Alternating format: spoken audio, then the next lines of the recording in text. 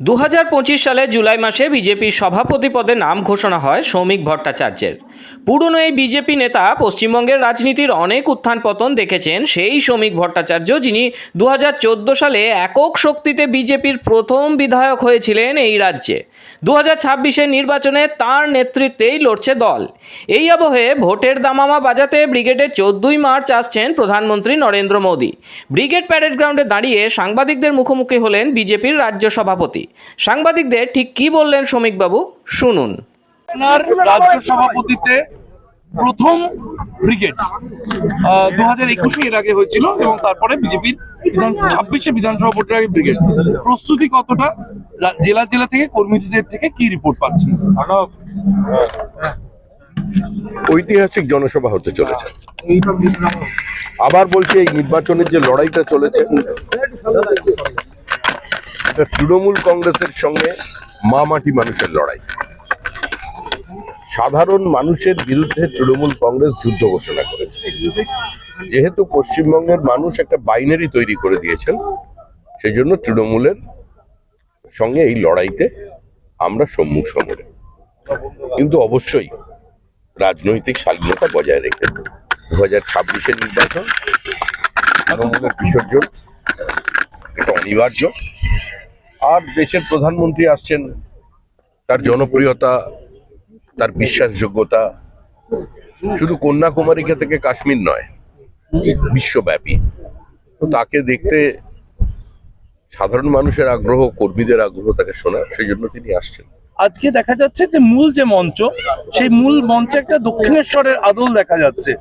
তো কোনোভাবে যেটা বিভিন্ন মহলের লোকের চর্চা, জয় শ্রীরাম থেকে কি এবার আস্তে আস্তে সৌমিক ভট্টাচার্যের হাত ধরে জয় মা কালী ঢুকে পড়লো বঙ্গ বিজেপিতে? আমরা তো এগুলো এত ক্লিশে হয়ে গেছে, এ ধরনের প্রশ্নগুলো বা এ ধরনের বক্তব্য অত্যন্ত দুর্ভাগ্যজনক। যে দুর্গাপুজো নিয়ে বাঙালির এত গর্ব, আমাদের প্রাণের পুজো, সেটাও তো রামেরই অকাল বোধন। মনমে রাম, তনমে রাম, রোম রোম পর রাম রে, এটা ছিলই।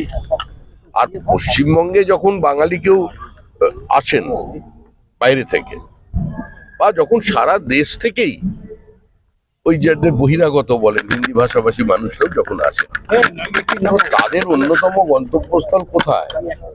যত মত তত পথের যিনি প্রবক্তা, মানে ভারতীয় সংস্কৃতিকে যিনি সহজ সরল ভাবে তুলে ধরেছিলেন, ভারতীয় আধ্যাত্মবাদ, সেই রামকৃষ্ণের দক্ষিণেশ্বর। তো এই বহুত্ববাদী সমাজটাকে রেখে দেওয়ার জন্যই সাম্প্রদায়িকতা, বিচ্ছিন্নতাবাদ, দখলদারির বিরুদ্ধে সহজ সরল ভাবে আমরা সবাইয়ের কথা বলার যে পথ, তারই প্রতীক হিসেবে ওটা ওখানে আছে। শ্রমিকদা, গ্যাস নিয়ে তৃণমূল কংগ্রেস আগাগোড়া আক্রমণাত্মক। এই মুহূর্তে মুখ্যমন্ত্রী তিনি নামছেন কামারহাটিতে তৃণমূলের নেতারা গিয়ে গ্যাসের লাইনে গিয়ে ঘুটে বিলি করছেন। তৃণমূল কংগ্রেস বহু জায়গা থেকে গান পয়েন্টে গ্যাস তুলে নিয়েছে। বহু ডিলাররা আমাদের কাছে কমপ্লেন করেছে। এই সময়ে মুখ্যমন্ত্রীর মানুষের পাশে থাকার পরিবর্তে তিনি বিভ্রান্তি এবং আতঙ্ক তৈরি করছেন। তবে যখন সময় উল্টো দিকে যায়, যা করবেন উল্টো পথ হয়। পরিবর্তন যাত্রাকে কাউন্টার করতে গিয়ে উনি ধর্ণা মঞ্চে বসে পড়লেন। আমাদের যাত্রা শেষ, ধর্ণা শেষ।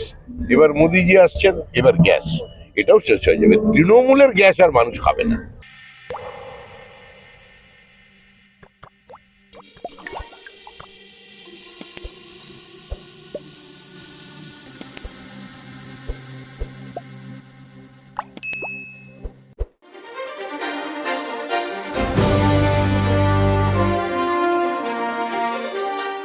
किसान सशक्त होगा तो प्रदेश समृद्ध होगा और समृद्धि की नींव होती है जल और ऊर्जा। प्रधानमंत्री नरेंद्र मोदी जी का विजन, हर खेत तक पानी, हर घर तक बिजली और विकास में प्रकृति का संतुलन। मुख्यमंत्री डॉक्टर मोहन यादव का मिशन, मध्य प्रदेश को कृषि और हरित ऊर्जा में देश का अग्रणी राज्य बनाना। प्रदेश में 55 लाख हेक्टेयर क्षेत्र पहले ही सिंचित, लक्ष्य 2028-29 तक 1 करोड़ हेक्टेयर। पार्वती काली सिंध चंबल लिंक परियोजना मध्य प्रदेश, राजस्थान और केंद्र सरकार का ऐतिहासिक ऐतिहासिक समझौता, 11 जिलों को मिलेगा लाभ। केन बेतवा लिंक परियोजना 24,290 करोड़ रुपए से अधिक की स्वीकृति। नर्मदा क्षिप्रा परियोजना बहुउद्देशीय माइक्रो उद्वहन सिंचाई की सौगात। 1,320 करोड़ रुपए की चित्रंगी दाब युक्त सूक्ष्म सिंचाई परियोजना 32,000 हेक्टेयर को लाभ। 4,197 करोड़ रुपए की जावद नीमच परियोजना, पानी की हर बूंद का सही उपयोग। नवीकरणीय ऊर्जा उत्पादन 15 गुना बढ़कर 9,300 megawatt. Omkareshwar floating solar project 278 megawatt बिजली उत्पादन। खरगोन के जलूद ऊर्जा संयंत्र से हरित भविष्य की शुरुआत। सूर्य मित्र कृषि फीडर योजना 20,000 करोड़ रुपए से अधिक का संभावित निवेश। इंदौर हर घर सोलर अभियान। मुरैना देश का पहला solar power storage plant. Modi ji का विजन आत्मनिर्भर भारत। यादव जी का मिशन हरित समृद्ध और सशक्त मध्य प्रदेश। मध्य प्रदेश जहां जल, ऊर्जा और विकास एक साथ बहते हैं।